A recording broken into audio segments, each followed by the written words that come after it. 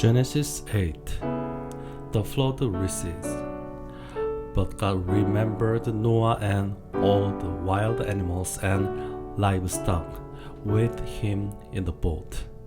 He sent a wind to blow across the earth, and the flood waters began to recede. The underground waters stopped flowing, and the torrential rains from the sky were stopped.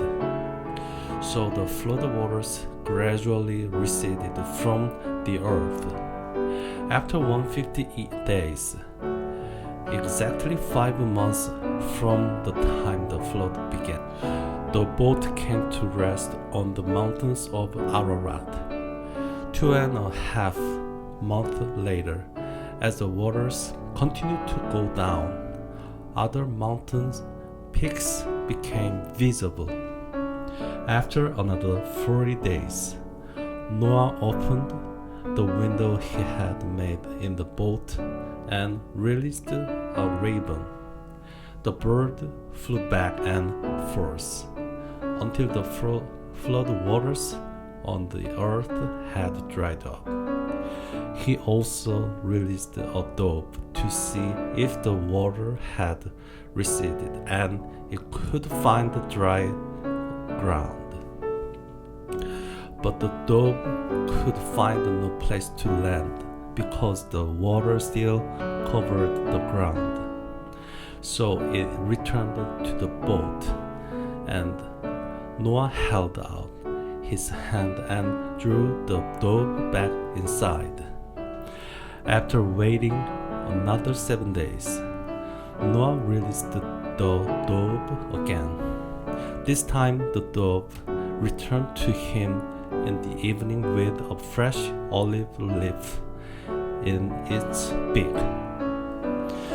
Then Noah knew that the flood waters were almost gone.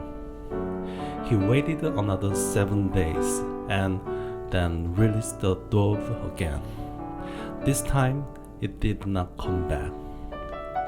Noah was now 601 years old.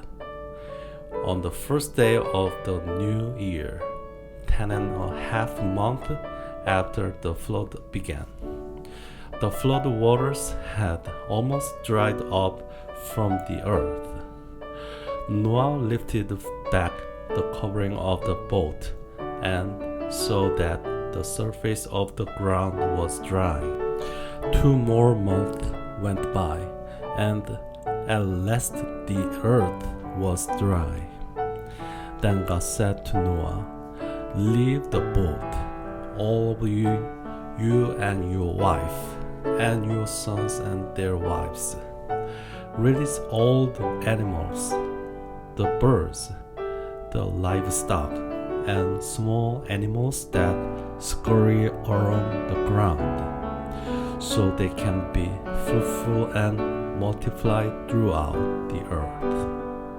So Noah, his wife, and his sons and their wives left the boat, and all of the large and small animals and birds came out of the boat, pair by pair. Then Noah built an altar to the Lord, and there he sacrificed as burnt offerings. Then Noah built an altar to the Lord, and there he sacrificed as burnt offerings the animals and birds that had been approved for that purpose. And the Lord was pleased with the aroma of the sacrifice and said to himself, "I will never again curse the ground because of the human race, even though everything they think or imagine is bent toward evil from childhood. I will never again destroy all living things. As long as the earth remains, there will be planting and harvest, cold and heat, summer and winter, day and night.